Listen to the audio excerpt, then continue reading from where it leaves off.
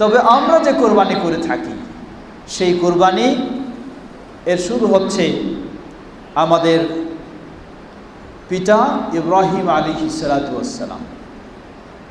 ইব্রাহিম আলাইহিস সালাম মুসলিম জাতির পিতা, তাই না? হ্যাঁ, মুসলিম জাতির পিতা ইব্রাহিম আলাইহিস সালাম। অনলাইনে এটা নিয়েও একটু বিতর্ক চলছে।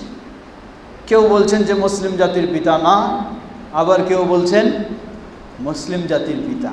কেমনে না হয়? জবাব, একদিক থেকে ইব্রাহিম আলাইহিস সালাম মুসলিম জাতির পিতা, তবে কিছুটা সীমাবদ্ধতা রয়েছে সময়ের সাথে।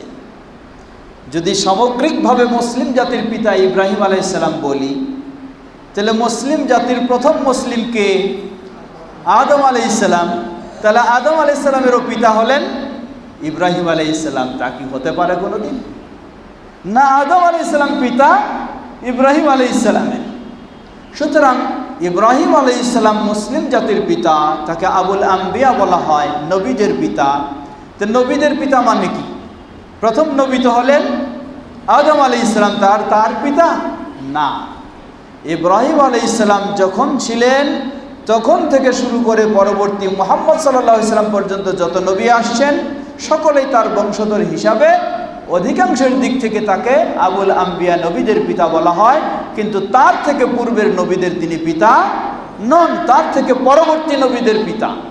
তো মুসলিম জাতির পিতা ইব্রাহিম আলাইহিস সালাম যেই সময় ছিলেন তখন থেকে শুরু করে শেষ পর্যন্ত এই অংশ মুসলিম জাতি যে এটার পিতা। কিন্তু ইব্রাহিম আলাইহিস সালাম থেকে পূর্ববর্তী যে মুসলিম জাতি সেটার তিনি পিতা নন। এটা সাধারণ চিন্তা করলেই বোঝা যায়।